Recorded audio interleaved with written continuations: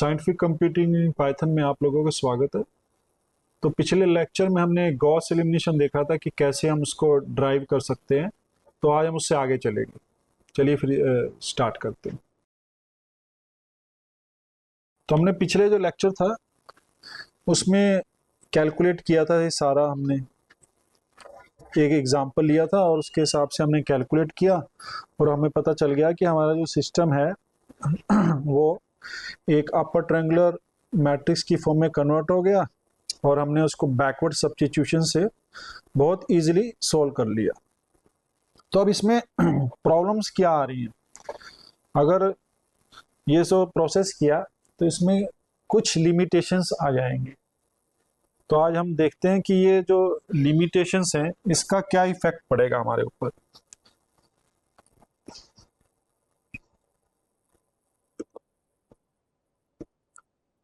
तो limitations of Gauss elimination.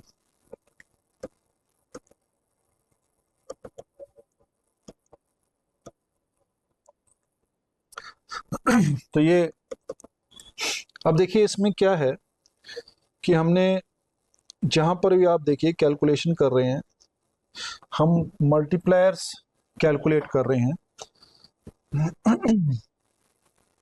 ये तो मल्टीप्लायर्स में क्या होता है कि हम एक तो डायगोनल एलिमेंट्स से डिवीजन कर रहे हैं। अब जैसे हमने यही था कि यहाँ पर डायगोनल एलिमेंट 1 है, उससे हमने डिवाइड किया तो हमारे मल्टीप्लायर मिल गए हमें ये वाले। तो ये मल्टीप्लायर्स हमें मिल गया, ठीक है।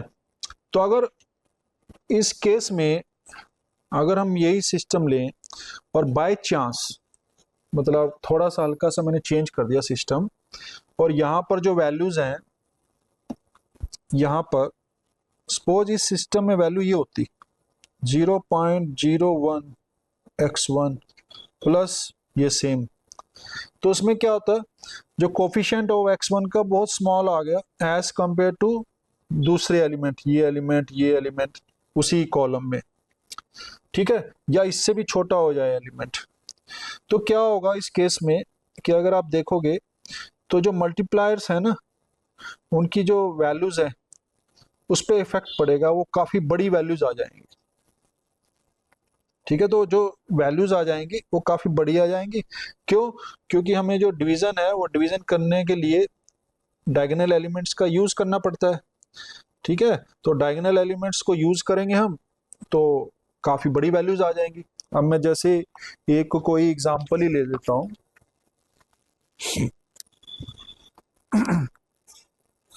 मैं एक ऐसे एग्जांपल डिफाइन कर देता हूं। तो मैंने कोई मैट्रिक्स ले लिया ऐसे ही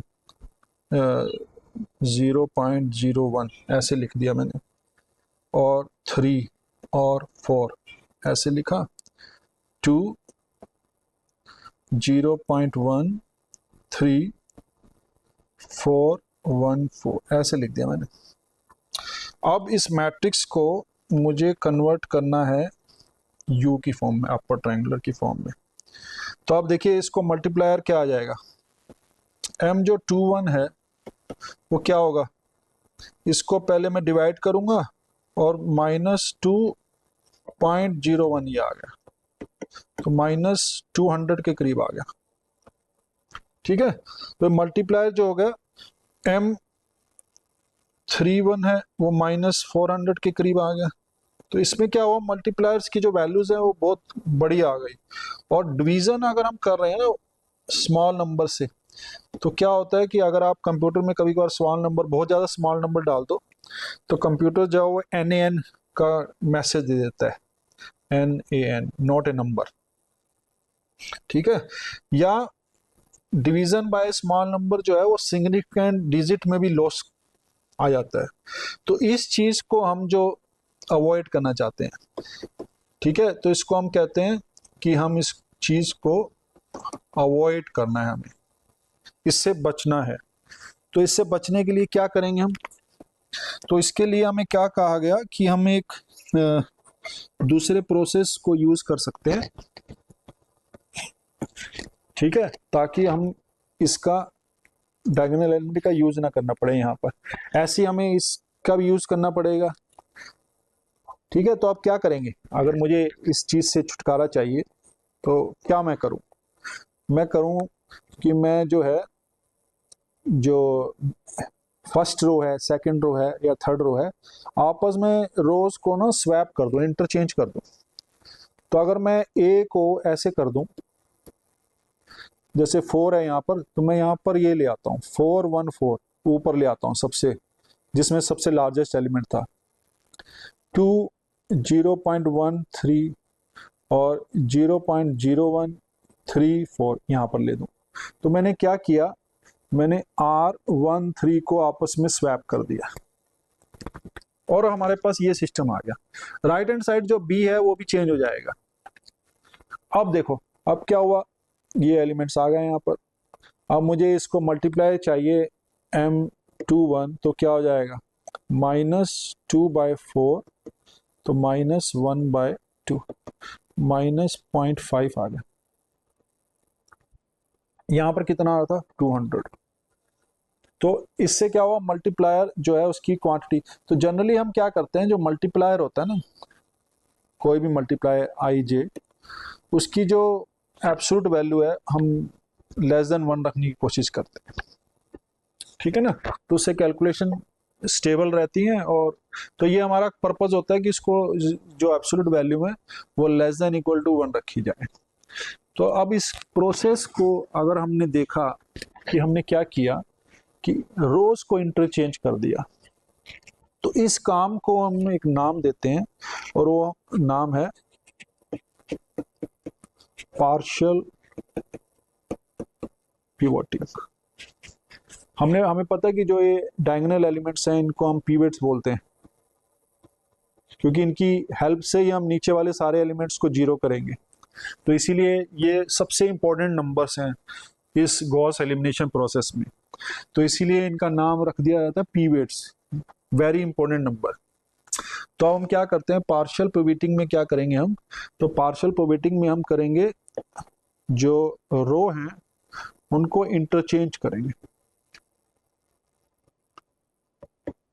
और रो इंटरचेंज कैसे करेंगे कि हम जो भी मैट्रिक्स होगी उसमें, अब जैसे मैं यही मैट्रिक्स ले लूं, तो ये जो हमने जनरल मैट्रिक्स ली, ये, तो इसमें हम क्या करेंगे, मैं पहले कॉलम को देखूंगा, फर्स्ट कॉलम को, फर्स्ट कॉलम देखा मैंने, ये ठीक है।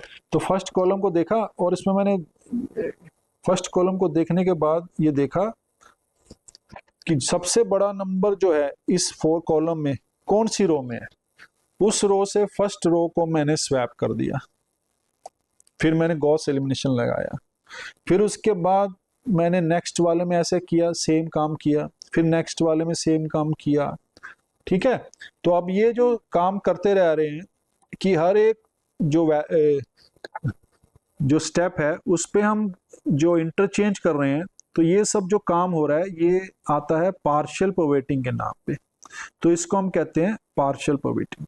तो पार्शियल पिवटिंग से क्या हो जाता है कि यहाँ मैं लिख सकता हूं कि जो डिवीजन है बाय ए स्मॉल नंबर, जो डिवीजन है इसको हम अवॉइड कर देते हैं। तो इस चीज को भी हम पार्शियल पिवटिंग को भी हम यूज करते हैं। ठीक है, तो पार्शियल पिवटिंग हम यूज करेंगे और उसके बाद उसका सोल्यूशन फाइंड आउट करेंगे। तो अगर मैं इसी चीज को देखता हूं, तो अब इसको चलो हम देखते हैं कि पाइथन में कैसे सॉल्व करें इसको। इस जो गॉस एलिमिनेशन है,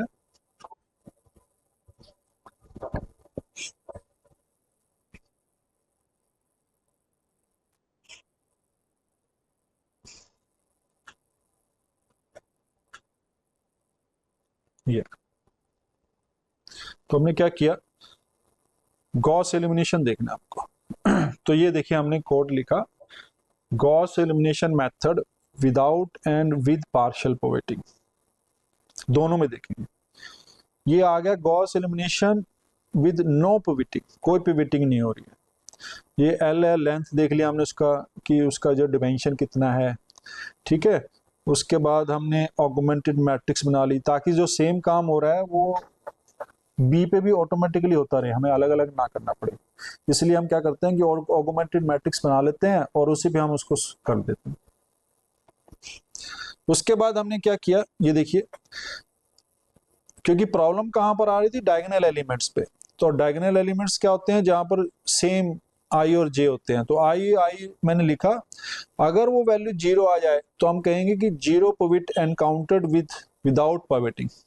तो 0 एनकाउंटर हो जाएगा और जैसे ही हम मल्टीप्लायर लगाएंगे वो इन्फिनिटी हो जाएगा, मेथड रुक जाएगा। अदरवाइज अगर ऐसा नहीं है तो वो इसको मल्टीप्लायर जैसे हमने डिफाइन किए थे, जे I divided by absolute value, उनको करें और आगे माइनस साइन लगा दें और इस चीज को हम प्रोसेस करते रहें। सारे जो है हमारे कॉलम्स में ये प्रोसेस होता रहेगा। उसके बाद जो हमारी मैट्रिक्स बन जाएगी, वो मैट्रिक्स जो होगी हमारी, उसको बैक सब्स्टिट्यूशन से हमने पता है कि उसको सॉल्व किया और वहां से हमारा एक्स आ गया, ठीक है ना। तो ये काम हमने किया है और इसको हम इससे इसकी हेल्प से इसको फाइंड आउट कर सकते हैं। तो अब जैसे मैं ये एग्जांपल लिया है, तो चलो इसको हम रन करते हैं। तो इसका सोल्यूशन आ गया 1 0 -1, हमने सॉल्व किया और इसको जो सोल्यूशन आ गया वो 1 0 -1 आ गया। तो ऐसे ही हमने जो अभी एक एग्जांपल लिया था वो मैं देख रहा हूं कि कहां पर है।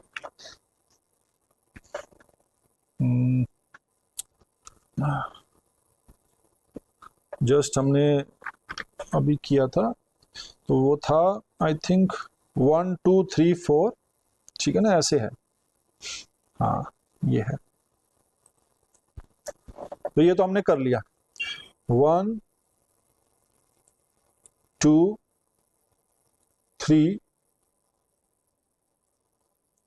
4, उसका नेक्स्ट था 5 6 7 8, ये आया था। उसके बाद जो क्वांटिटी थी वो थी हाँ 1 1, तो ये आ गया 1 1 3 3, ठीक है। अब क्या हुआ, 3 आ गई ना, अब चौथा हमें अप्लाई करना है, तो चौथा ले लेंगे इसमें और आ रहा है 2 1 1 1, तो ये आ गया हमारे पास। ओके, तो इसको थोड़ा सा अच्छी तरह से लिख देंगे हम, ये आ गया। अब ये 4 क्रॉस 4 मैट्रिक्स आ गई। राइट हैंड साइड जो वेक्टर है वो क्या बन गया, वो था हमारा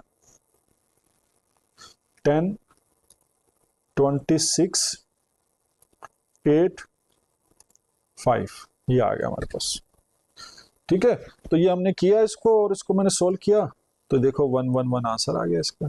तो हमने इसको अभी गॉस एलिमिनेशन से सॉल्व करके देखा था और वहां से सोल्यूशन आ गया, ठीक है ना। तो ऐसे ही हम जो है वैल्यूज, अब ये जो हमने काम किया ये तो बहुत इजीली हमने कर दिया, तो हमें पता भी नहीं चला। अब जैसे हमारे पास कोई एक ऐसा सिस्टम ले लेता हूँ जिसको आप पेन और पेपर से कर ही नहीं पाएंगे, बड़ा मुश्किल से होगा वो, ठीक है ना। मतलब जो उसको कैलकुलेट करेंगे बड़ी मुश्किल से होगा। अब मैं ऐसे ही इसको लिख लूं और मैं सपोज वैल्यू ले लेता हूं, चलो इसको मैं ऐसे अभी चेंज कर देता हूं, दोबारा से इसमें चेंज करेंगे। तो हम क्या कर रहे हैं, वही मैं क्वांटिटीज ले लेता हूं,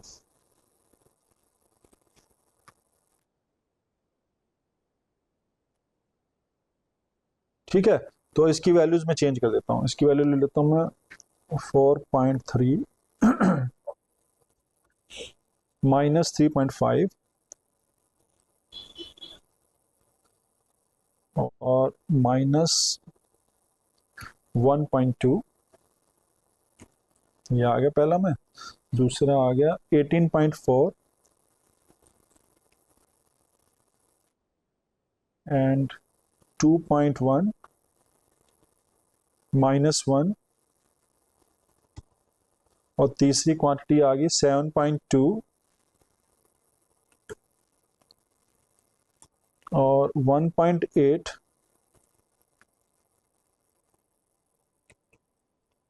और 3.4 ये आ गया।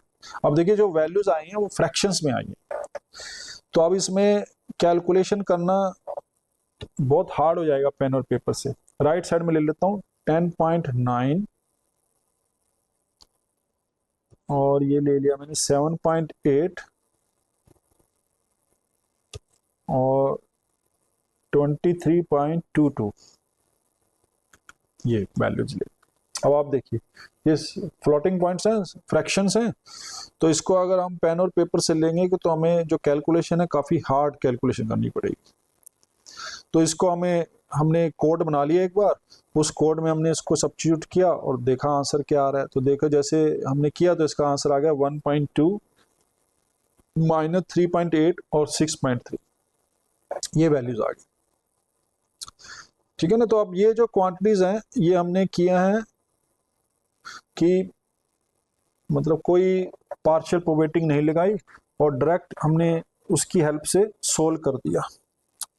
ठीक है ना। तो ऐसे ही हम दूसरे मेथड्स एग्जांपल्स देख सकता हूं मैं कि हम इसमें कैसे लगाएं। तो अब जैसे एक एग्जांपल लेता हूं मैं जिसमें हम दोनों मेथड लगाएंगे, विद एंड विदाउट पार्शियल प्रोबेटिंग, तो देखेंगे कि क्या चेंज आ रहा है।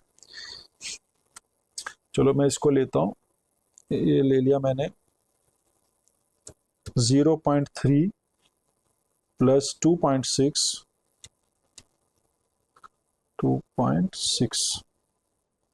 एंड 1.3, ठीक है 8.3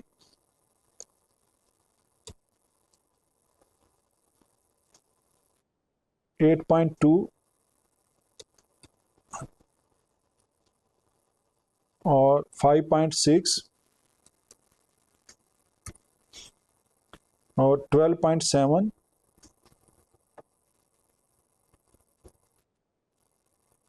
7 3.5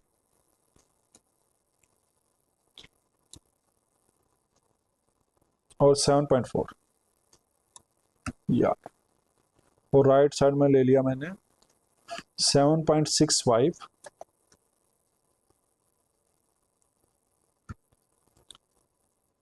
और 43.17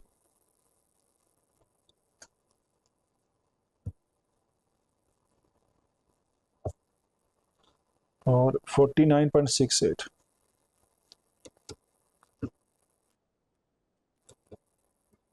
या। ठीक है। तो इसमें आप देखेंगे हम कि जो फर्स्ट एलिमेंट्स है 0.3, सेकंड एलिमेंट है 8.3, 12 एलिमेंट है 12.7। तो हमने इसमें क्या है पार्शियल प्रोबेटिंग नहीं लगा रहे, तो इसका जो सोल्यूशन आया वो आया 2.1, 1.5 और 2.4। ठीक है। तो हमने इसमें क्या किया, क्योंकि इसमें वैल्यू जो है वो ज़्यादा छोटी नहीं है, तो हमने इसको सोल्व किया तो हमारा सोल्यूशन आ गया। अब मैंने इसी केस में पार्शियल प्रोबेटिंग लगा देता हूँ।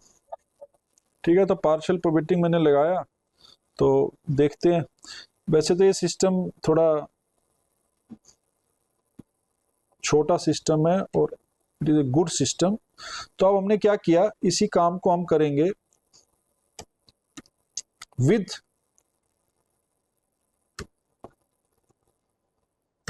पार्शियल प्रोबेटिंग।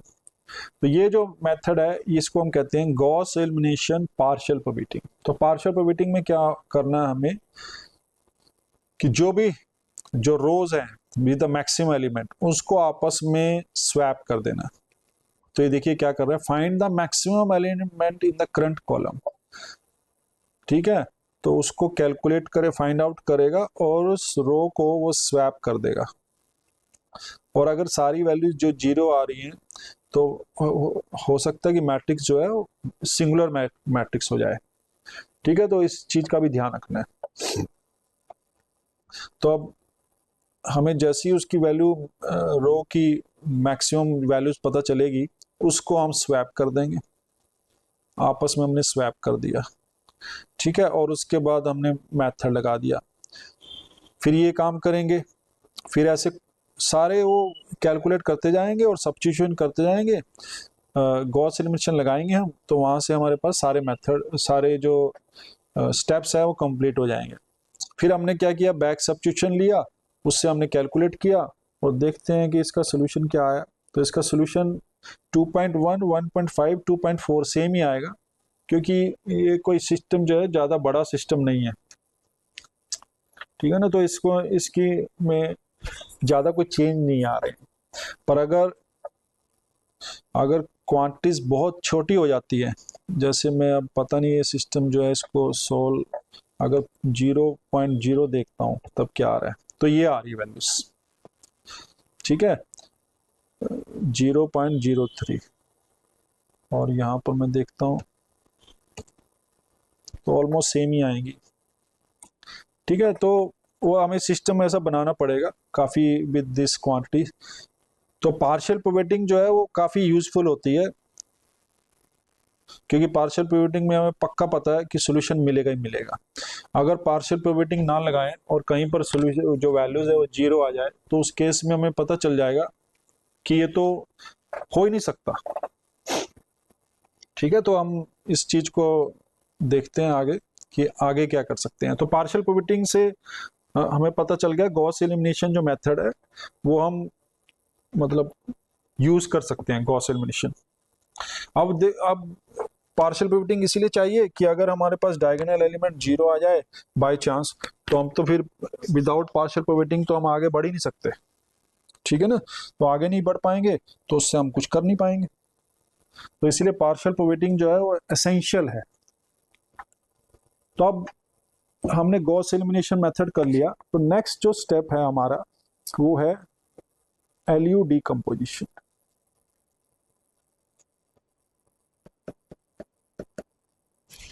ठीक है, एलयू डीकम्पोजिशन या फिर इसको फैक्टराइजेशन भी बोल सकते हैं।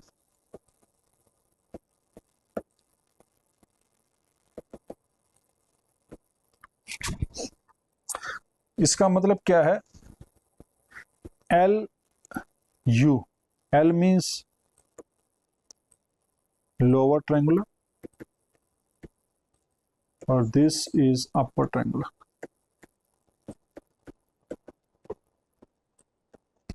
तो हमने क्या किया, एक मैट्रिक्स, अपनी मैट्रिक्स को हमने ऐसे लिख देना है। उसको मतलब क्या हुआ, हमने उस मैट्रिक्स को फैक्टराइज कर दिया दो प्रोडक्ट ऑफ दो मैट्रिसेस में, जिसमें एक लोअर मैट्रिक्स है और एक अपर ट्रायंगुलर मैट्रिक्स है। तो ये काम हमने किया है। अब देखना है कि इसको कैसे कर सकते हैं। तो एलयू डीकम्पोजिशन जो है ना वो दो वे से होता है।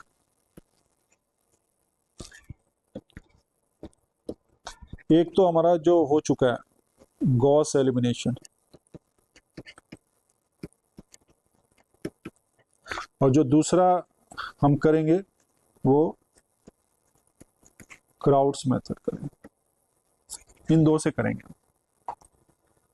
अब गॉस एलिमिनेशन तो बहुत इजीली हम अंडरस्टैंड कर सकते हैं। अब देखिए हमने क्या किया इसमें, ये गॉस एलिमिनेशन में तो हमने क्या किया था, एक मैट्रिक्स ली हमने ए, सपोज मैंने 4x4 ली थी, उसमें L1 लगाया, फिर L2 लगाया, फिर L3 लगाया, यहाँ पर हमें U मिल गया। अब मुझे पता है कि जो Li's हैं उनका जो डिटर्मिनेंट है वो 1 है, नॉन सिंगुलर है,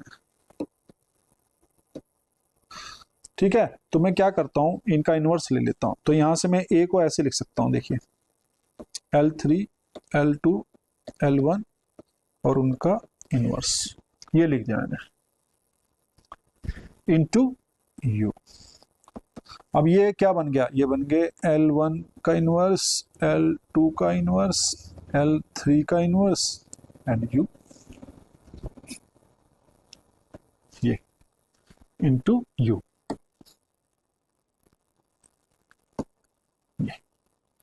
अब हमें पता है कि जो लोअर ट्रायंगुलर मैट्रिक्स है, ये यूनिट लोअर ट्रायंगुलर मैट्रिक्स है, इनका इनवर्स भी यूनिट लोअर ट्रायंगुलर मैट्रिक्स होता है। ओके, तो ये जो मैट्रिक्स हैं और इन तीनों का प्रोडक्ट जो होगा वो भी यूनिट लोअर मैट्रिक्स होगा। तो अगर हम तीनों को प्रोडक्ट कर दें, इनका इन्वर्स ले लें, तो हमारे पास एक मैट्रिक्स मिल जाएगी, नई मैट्रिक्स, उसको हम एल से लिखेंगे, जो अपने आप में ही एक यूनिट लोअर ट्रायंगुलर मैट्रिक्स होगी। और ये मैट्रिक्स क्या होगी? ये मैट्रिक्स होगी मल्टीप्लायर्स की। ठीक है, तो जो एल बनेगा हमारे पास ये बनेगा 1 0 0 0 1 1 1। यहां पर बन जाएगा हमारे पास m 2 1, और इनवर्स भी ले रहे हैं ना हम, तो इसको मैं थोड़ा सा ये कर देता हूं, तो इनवर्स में माइनस आ जाएगा, minus m31 minus m41 minus m32 minus m42 minus m43। तो ये जो मैट्रिक्स बनेगी, ये मल्टीप्लिकेशन करके इनका पहले इन्वर्स निकालेंगे और मल्टीप्लाई करेंगे तो ये मैट्रिक्स आ जाएगी इनटू। तो आप देखिए, तो ये जो क्या मैट्रिक्स है, ये लोअर ट्रायंगुलर मैट्रिक्स है विद यूनिट डायगोनल एलिमेंट्स, और ये अपर ट्रायंगुलर तो हमें पता ही है कि जो हमें मिली थी, तो हमने यहाँ से कह दिया कि जो ए है वो एल यू बन गया, एल यू डिकम्पोजिशन बन गया। ठीक है ना, तो यहाँ से हमने कह दिया कि हमें एक मैट्रिक्स मिल गई, डिकम्पोजिशन मिल गया, हमने एक मैट्रिक्स ए है उसको डिकम्पोज कर दिया, उसको फैक्टराइज कर दिया into product of two matrices, जिसमें एक लोअर ट्रायंगुलर मैट्रिक्स है, एक अपर ट्रायंगुलर मैट्रिक्स है। तो ये जो काम कर दिया हमने, ये ऑटोमेटिकली जो गॉस एलिमिनेशन है उससे हो गया है।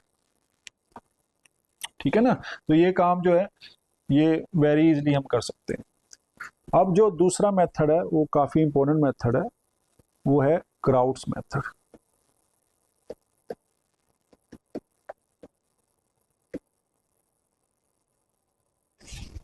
तो क्राउड्स ने क्या कहा कि हम गॉस एलिमिनेशन से ना जाएं।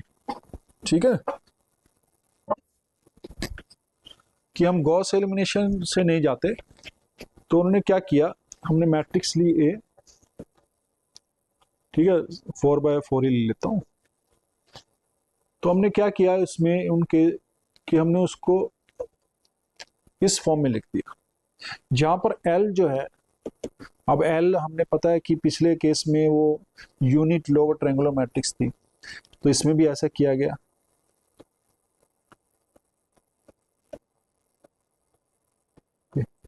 बट ये एलिमेंट्स जो है वो उन्होंने कहा कि हम अपने हम निकालेंगे, तो L21 L31 L32 L41 L42 L43 ये, और U जो है वो बच गई हमारे पास अपर ट्रायंगुलर।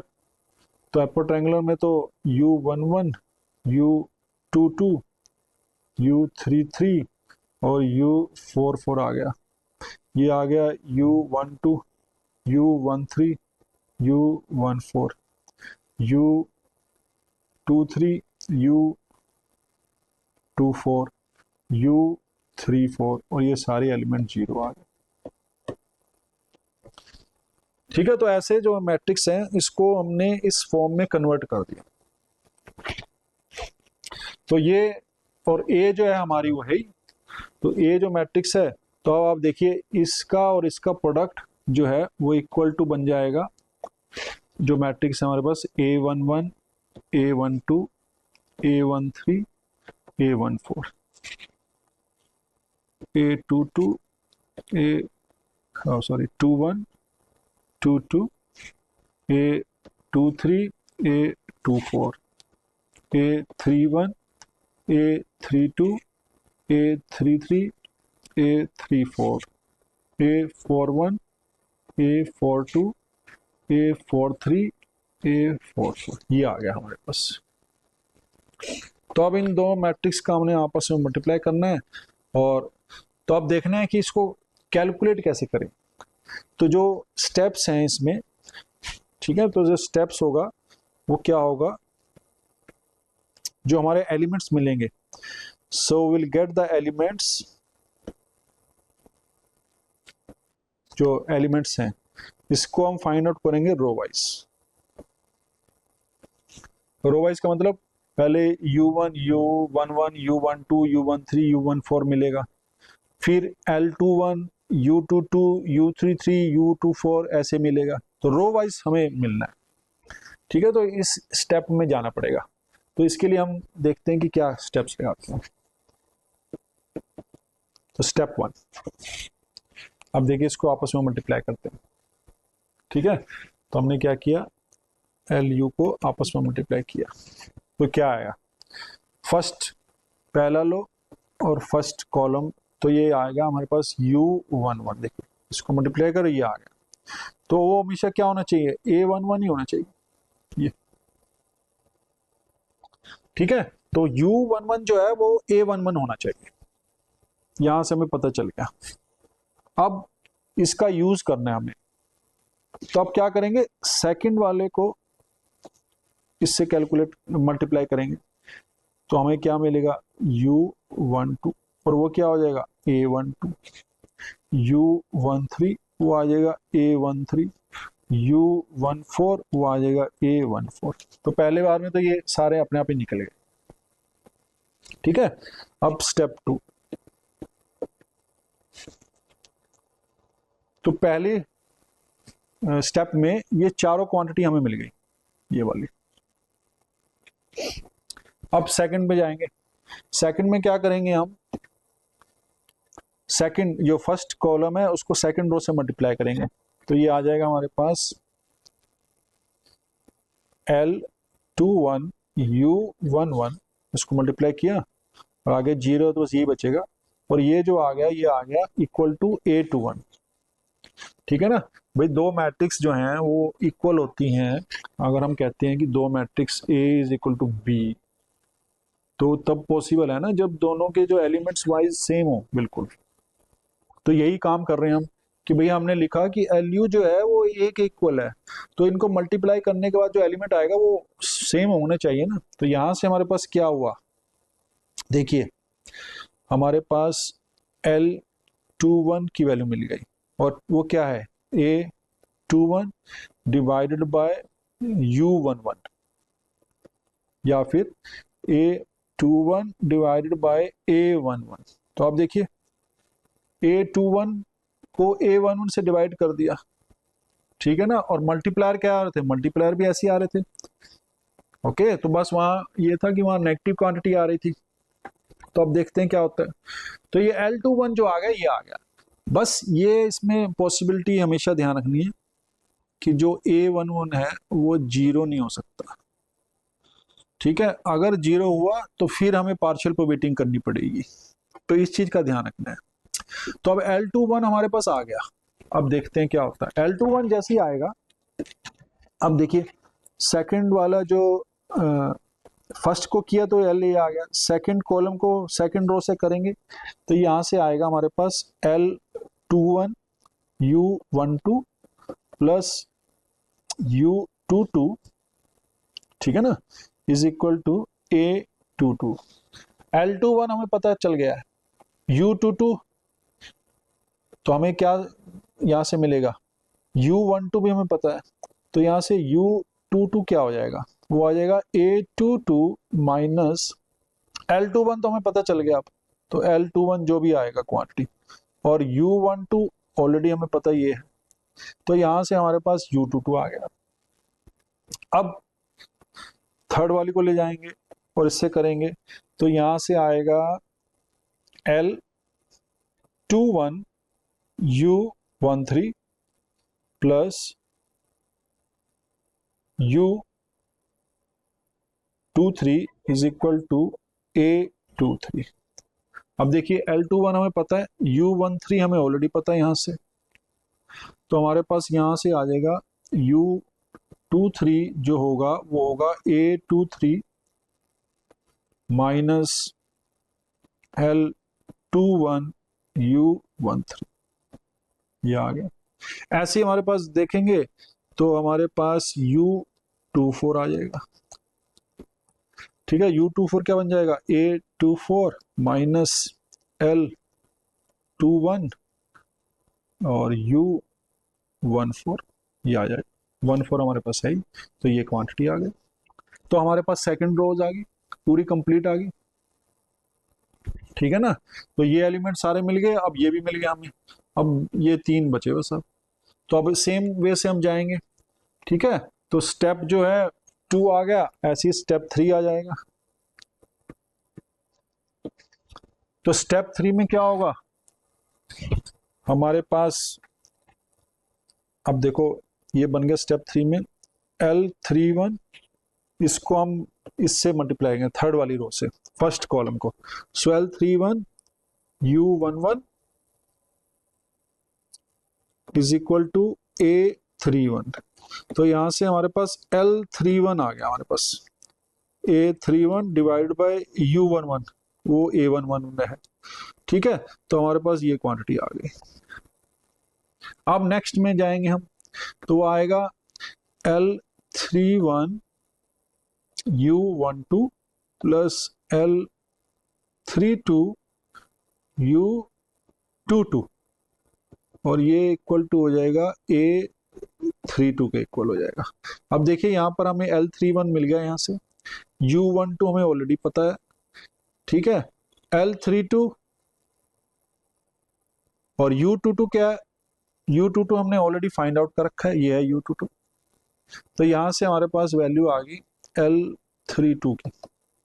तो L32 आ गया हमारे पास A32 minus L31 U12 divided by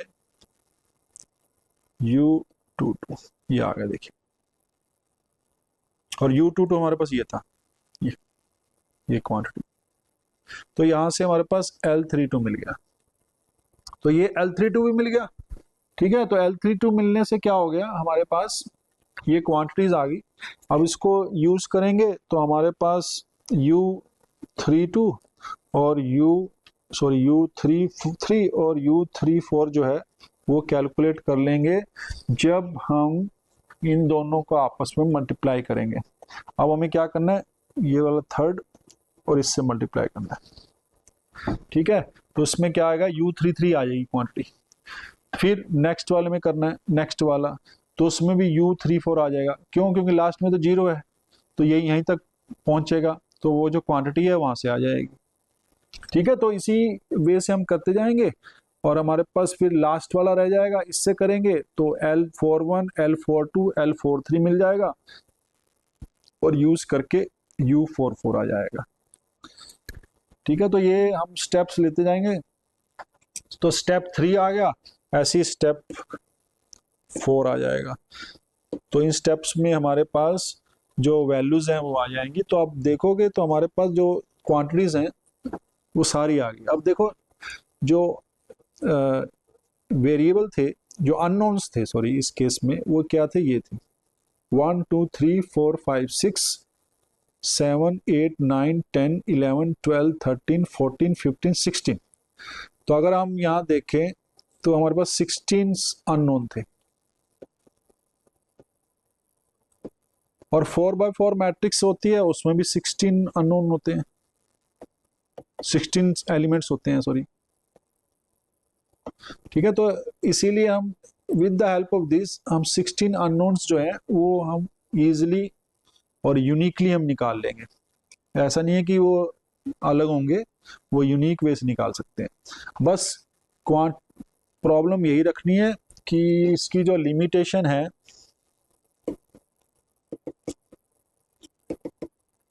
वो क्या है, लिमिटेशन ऑफ LU डिकम्पोजिशन, वो यही है कि जो एलिमेंट्स हैं डायगोनल एलिमेंट्स A11 जो है वो 0 ना हो। ठीक है, A11 0 ना हो, डायगोनल एलिमेंट जो है हमेशा बड़े रहें। ऐसे ही हमारे पास A22 0 ना हो, A33 0 ना हो, A44 0 ना हो। तो ये चीज का हमें ध्यान रखना है कि A11 जो है वो 0 नहीं होना चाहिए। इसका मतलब क्या है कि इसमें भी हम पार्शियल प्रोबेटिंग कर सकते हैं। पहले ही हमने पार्शियल पिवटिंग कर ली, स्टार्टिंग से पहले ही, बीच बीच में नहीं कर सकते, पहले ही कर लिया हमने। और उसके बाद हमने एलयू डिकम्पोजिशन प्रोसेस स्टार्ट कर दिया और उसके बाद हमें सोल्यूशन मिल गया। ठीक है ना, तो हमेशा इस काम को हम हमेशा कर सकते हैं। तो ये हो गया हमारा एलयू डिकम्पोजिशन। ऐसे ही हमारे पास एक जस्ट एक इसका वो है, आउटकम है और रिमार्क है।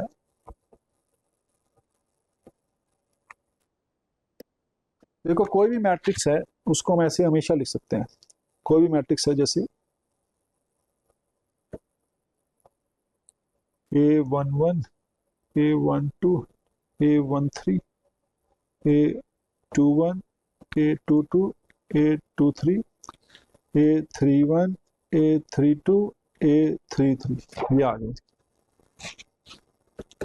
इसको मैं देखो ऐसे लिख रहा हूँ, 0 0 0 0 0 0, A21, A31, A32 plus A11, A22, A23, यहाँ पर भी 0 आ जाएगा और ये आ गया हमारे पास 0 A12, A13, A23, ये 0, ये 0, ये भी 0, ये भी 0, ये आ गया। अगर देखा जाए तो ये क्या है, एक ये लोअर ट्रायंगुलर मैट्रिक्स है, बट ये मैट्रिक्स जो है वो सिंगुलर है क्योंकि इसकी डायगोनल एलिमेंट 0 है, बट है तो एक लोअर ट्रायंगुलर, तो उसको एल लिख सकता हूँ। ये क्या है, ये डायगोनल मैट्रिक्स है डी, और ये क्या चीज है, ये अपर ट्रायंगुलर मैट्रिक्स है यू। तो हम इसमें लिख सकते हैं कि अगर ए है तो मैं इसको जो ये है इसको इस फॉर्म में मैं कन्वर्ट कर सकता हूँ, L plus D plus you, इसकी फॉर्म में मैं हमेशा लिख सकता हूँ। ठीक है ना, तो यहाँ पर एक मैट्रिक्स है उसको हम हमेशा डिकम्पोज कर सकते हैं in this form, L plus D plus you. ये तो हमेशा ही होता है, इसको तो हमें मतलब अगर हमें एल यू डिकम्पोजिशन करें ना करें, हमें उसके बारे में अगर पता है नहीं पता है, पर डजेंट मैटर, ये हम हमेशा ही इसका प्रोसेस जो है वो कर सकते हैं। ठीक है, तो अब हमारे पास ये है कि इनका जो स्टेप्स हैं, नंबर ऑफ स्टेप्स कितने लगाने पड़ रहे हैं। अगर हमें कोई पूछे कि भैया कितने हमें जो स्टेप्स है गॉस एलिमिनेशन अगर देखा जाए,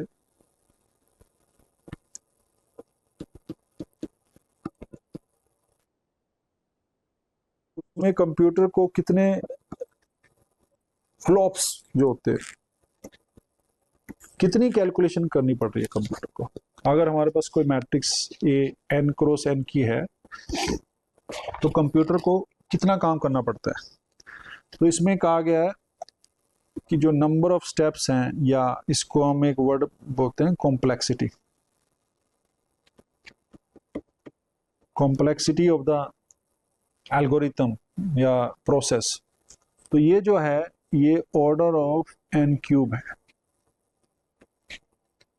इसका मतलब क्या है कि अगर हमारे पास 10 क्रॉस 10 की मैट्रिक्स है, ठीक है, तो n जो हो गया 10 हो गया, तो जो कंप्यूटर है उसको approximately some constant multiply by 10⁻³ इतने कैलकुलेशन करनी पड़ेगी। मतलब 1000 तो मिनिमम है, उससे ज़्यादा भी हो सकता है डिपेंडिंग अपॉन ये कांस्टेंट क्या है।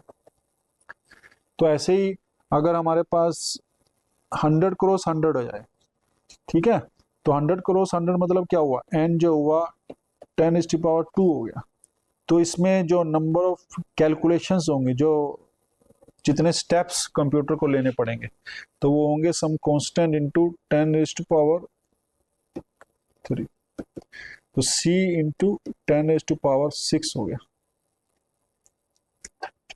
ठीक है, तो इतने ज्यादा कैलकुलेशन करनी पड़ेगी।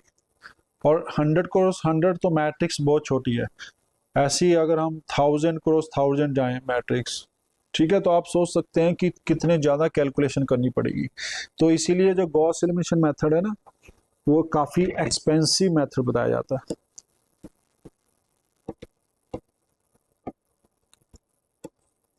तो हम कहते हैं कि ये जो मेथड है वो काफ़ी ही एक्सपेंसिव मेथड है। ठीक है, तो बट इस मेथड का ये फायदा है कि हमें पता है कि जो मेथड, ये जो सोल्यूशन आएगा वो डेफिनेटली सोल्यूशन आ जाएगा। और इस केस में जो है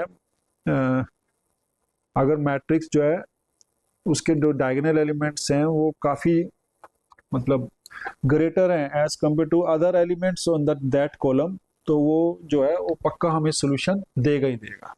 तो ये जो है ये डायरेक्ट मेथड्स है। अब इसके बाद एक और मेथड आता है जो इसका ही जस्ट बाय प्रोडक्ट है, मतलब यहाँ से हम वेरी इजीली हम उसको कर सकते हैं। उस मेथड को हम नाम देते हैं चोलस्की मेथड।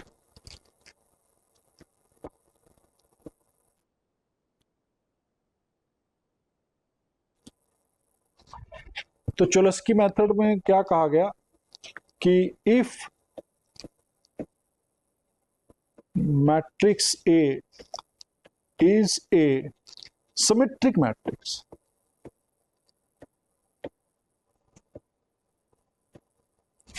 तो क्या होगा अगर मैट्रिक्स ए सिमेट्रिक हो जाए। तो सपोज हमने ए को एलयू डिकम्पोजिशन लिया, और सिमेट्रिक मैट्रिक्स जो होती है वही होती है A transpose is equal to A. ठीक है, अब मैंने क्या किया, इसको ए ट्रांसपोज ले लिया, तो इधर भी लेना पड़ेगा हमें। तो ये बन गया यू ट्रांसपोज एल ट्रांसपोज। तो इसका मतलब क्या हुआ, एल यू बन गया। तो यहां से हम कह सकते हैं कि या तो यू ट्रांसपोज जो है एल है, या फिर एल ट्रांसपोज जो है वो यू है। ठीक है ना, मतलब यहां से हम कंडीशंस इस तरीके से हम देख सकते हैं कि, तो यहां से हमारे पास जो मतलब जो हमने कंक्लूजन निकाला वो ये हुआ कि जो मैट्रिक्स ए है उसको हम ऐसे ले सकते हैं। अगर सपोज मैंने एल लिया तो यू जो होगा उसका ट्रांसपोज हो जाएगा, या ए को लिया मैंने तो यू लिया अगर, तो यू ट्रांसपोज यू हो जाएगा। क्यों? क्योंकि एलयू डिकम्पोजिशन तो है ही हमारे पास। ठीक है ना, तो इस केस में ध्यान रखना है कि जो एल है वो जरूरी नहीं है कि यूनिट लोअर मैट्रिक्स हो। तो हम ऐसा कर सकते हैं कि यहां पर मैं एल को ऐसे ले लूँ, L11 L22 L44 ले लेता हूँ सपोज मैं। तो L21 L31 L32, ठीक है ना, L33, ये 0 आ गया, ऐसी L41 L42 L43 ये आ गया। तो ये हमने L ले लिया, तो ऐसे हम इसका ट्रांसपोज ले लेंगे तो एक अपर ट्रायंगल मैट्रिक्स मिल जाएगी। ठीक है, और उसको हम एलयू डिकम्पोजिशन से उसको फाइंड आउट कर लेंगे। तो अब इसमें देखो 1 2 3 4 5 6 7 8 9 10 एलिमेंट्स रिक्वायर्ड है, अननोन्स हैं हमारे पास। क्योंकि एल ट्रांसफॉर्मेशन जो लेंगे हम वो यही मैट्रिक्स है, बस ये क्वांटिटी जो है इधर चली जाएगी और इसके जो नीचे है वो सब 0 आ जाएगा। तो हमें 10 एलिमेंट्स जो है फाइंड आउट करने हैं। तो अगर मैट्रिक्स ए है जो सिमेट्रिक मैट्रिक्स है, तो अगर देखा जाए तो उसमें भी कितने एलिमेंट्स होंगे, तो A11 A22 A33 A44 ये तो हो ही गए। अब मैं यहाँ पर लिखूं अगर L21 लिखता हूं तो L21 आ जाएगा यहाँ पर। ठीक है ना, A31 लिखता हूं, A32 लिखता हूं, तो यहाँ पर क्या आ जाएगा, A32 आ जाएगा, A31 आ जाएगा। ओके, तो ऐसे ही चलता जाएगा। तो ऐसे ही हम इसको मैं 4 में लिखना चाहता हूँ ना। ठीक है, थोड़ा सा बड़ा कर देता हूँ मैं, A44 तो A34 और A34, A23 आएगा, 24 A24, A14 A14, तो ये क्वांटिटी आ जाएगी। तो आप देखेंगे इसमें भी हमारे पास यही एलिमेंट्स बचे हैं जो हमारे पास यूज होने हैं, अदरवाइज ये तो सेम ही है। तो ये भी 10 एलिमेंट्स हैं। तो यहाँ से भी ये करेंगे और ये करेंगे, और इसकी हेल्प से हमारे पास जो है वो मैट्रिक्स जो है L और U निकल जाएगी। तो इस केस में क्या हुआ, थोड़ा इजी हो जाएगा, क्योंकि क्वांटिटीज जो है हमें सिर्फ 10 ही निकालनी है। तो इस मेथड को जो मतलब दैट हैज बीन गिवन, तो उसको हम चोलस्की मेथड्स कहते हैं।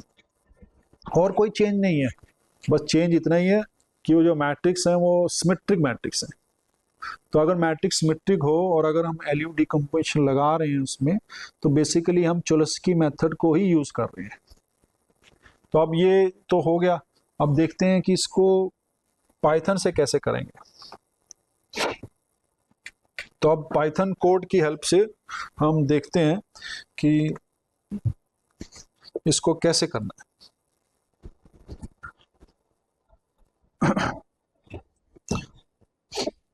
तो अब देखते हैं।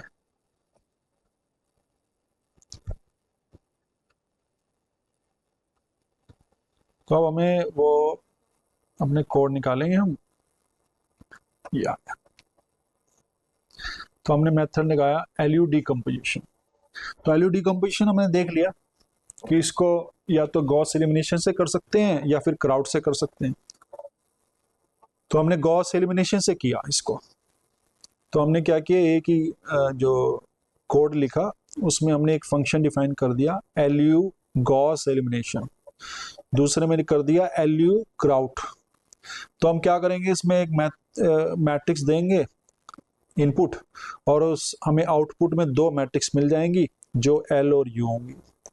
ठीक है ना। तो इसको हमने कैसे करना है वो, मतलब हम ऐसे कोड लिखेंगे, और जो हमने क्राइटेरिया बताया था कि एलयू डिकम्पोजिशन जो है गॉस एलिमिनेशन से, वो तो वेरी सिंपल है, जो उसके फैक्टर्स बने थे तो वहाँ से हमारे पास जो मल्टीप्लायर्स थे उसको यूज करेंगे, और हमारे पास जो एल जो है वो आ जाएगी, और वैसे ही हमारे पास यू आ जाएगा गॉस एलिमिनेशन से। और क्राउड्स में भी हमने देख लिया कि हम उसको फॉलो करेंगे जो हमारे पास स्टेप्स थे, और हमारे पास जो है एल और यू आ जाएगा।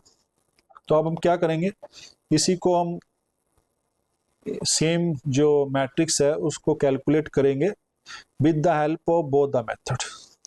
ठीक है, गॉस से और एलयू डिकम्पोजिशन से, क्राउड से। तो हमने देखा तो ये आ गया। तो सेम मैट्रिक्स ली हमने, तो उसमें जो एल आया वो ये आ गया, ये ओके। और इसमें देखिए एल जो है वो 1 माइनस 0.511, तो ये लोअर ट्रायंगुलर मैट्रिक्स है विद द जो यूनिट एलिमेंट्स हैं वो डायगोनल पे आएंगे, और यू जो है वो ये है। ठीक है ना। तो ये तो हमें गॉस एलिमिनेशन से पता चल गया। क्राउड्स में हमने देखा था कि जो एल है वो ये है 4.2। तो एल हमने क्या किया कि डायगोनल एलिमेंट्स किसी में भी ले सकते हैं, 1 आप एल में भी ले सकते हो और यू में भी ले सकते हो। तो इस केस में क्या किया गया, 1 जो है वो एल में ना लेके यू के डायगोनल में ले लिया जाए, उससे कोई प्रॉब्लम नहीं, वो तो कैलकुलेशन सेम ही होनी है। तो यहाँ से हमारे पास जो एल है वो ये आ गया, और जो यू है वो ये आ गया। ठीक है, तो ये मेथड जो है वो हमने कैलकुलेट कर लिया। ऐसे हम कोई दूसरी मैट्रिक्स ले लेते हैं। मैं सपोज इसी को कॉपी कर लेता हूँ,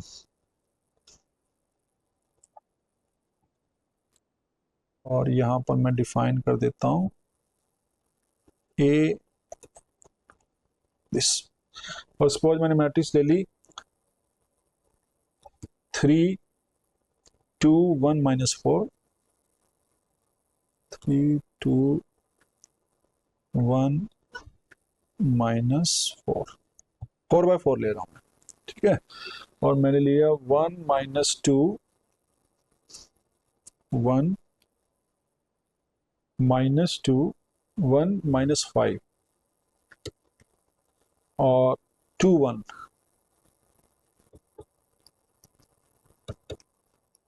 ठीक है, और लेता हूँ 5 कोमा 1 कोमा -3 और 2, ये ले लिया मैंने। ठीक है, और मैंने एक और एलिमेंट डिफाइन कर देता हूँ मैं यहाँ पर, लास्ट वाली रो वो ले लेता हूँ 2 3 1 5, ये मैंने डिफाइन। ठीक है, तो मैंने अब क्या करना है, इसको दोनों से कैलकुलेट करके देखना है कि क्या हो रहा है। तो ये आ गया अपने पास। तो हमने एलयू डिकम्पोजिशन करेंगे तो हमारे पास ये क्वांटिटी आ गई। देखिए ये सारे जो मल्टीप्लायर्स आ रहे थे वो यहाँ पर मल्टीप्लायर आ गए, और ये अपर ट्रायंगुलर मैट्रिक्स आ गई जिसकी पहली रो 3 2 1 -4 सेम ही होती है, वो तो हमें पता ही है। ठीक है, यहाँ से थोड़ा चेंजेस आ जाता है। तो ये हमने एलयू डिकम्पोजिशन जो किया गॉस एलिमिनेशन से किया, ये क्राउड से किया। तो क्राउड्स में क्या है, 3 1 5 2 फर्स्ट कॉलम सेम आ गया, यहाँ पर क्वांटिटी चेंज हो गई। ये अपर ट्रायंगुलर आ गया, अपर ट्रायंगुलर में हमने 1 यहाँ पर ले लिया।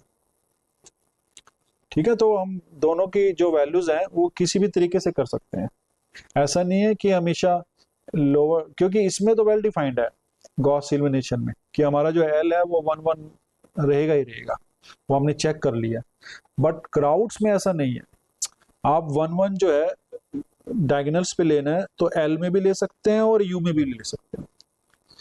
ठीक है ना, तो डिपेंडिंग अपॉन कि किस में लेने हैं तो आप उसके हिसाब से इसको कैलकुलेट कर सकते हैं। तो ये जो हमारी मैट्रिक्स आ गई वो हमने एलयू डिकम्पोजिशन से ये मैट्रिक्स कैलकुलेट कर ली। अब हमने कैलकुलेट कर ली तो अब बहुत ही ईजिली हम इसको सॉल्व कर सकते हैं। सॉल्व कैसे करेंगे वो एक, अब हमने देखो एलयू डिकम्पोजिशन से हमने कैलकुलेट कर लिया, तो हमारे पास A X equal to B था सिस्टम। ठीक है, तो A X equal to B system होने से क्या हुआ, तो मुझे इसको सॉल्व करना है। तो मैंने ए को एल यू बना दिया, तो ये बन गया हमारे पास L U X is equal to B. तो मैं क्या करता हूँ, let U X is equal to some Y ले लेता हूँ। एक्स हमें अननोन है, ठीक है, यू नोन है, एक्स अननोन है, वाई भी अननोन है, तो मैंने पहले लेट कर लिया ये। तो जैसे ही मैं लेट करूंगा ये जो क्वांटिटी है ये बन जाएगी हमारे पास L Y is equal to B. अब बी नोन है, एल नोन है, तो यहां से हमारे पास वाई फाइंड आउट हो जाएगा। वाई को हम यहाँ पुट करेंगे, यहाँ से एक्स नोन हो जाएगा। तो पहले वाई नो अननोन जो है वो कैलकुलेट करेंगे और फिर हम एक्स कैलकुलेट कर देंगे। तो यहाँ से y कैलकुलेट हुआ फिर x कैलकुलेट हुआ, तो ऐसे हम कोई भी सिस्टम है उसको बहुत इजीली हम सॉल्व कर लेंगे। ठीक है ना, तो एलयू डिकम्पोजिशन से भी हमारे पास सिस्टम जो है वो इजीली हम सॉल्व कर सकते हैं। तो यहाँ से हमने y निकाला और उसके बाद हमने x की वैल्यू कैलकुलेट कर दी। तो आज हमने लेक्चर में जो गॉस एलिमिनेशन का यूज करके हमने एलयू डिकम्पोजिशन किया, ठीक है, क्राउड्स मेथड यूज किया, चोलस्की मेथड डिस्कस किया, और उनके जो कोड्स हैं वो हमने डिस्कस किए, पाइथन कोड। तो मुझे आशा है कि आपको ये लेक्चर जो है वो समझ आया होगा, और इस लेक्चर को देखने के लिए धन्यवाद। नमस्कार।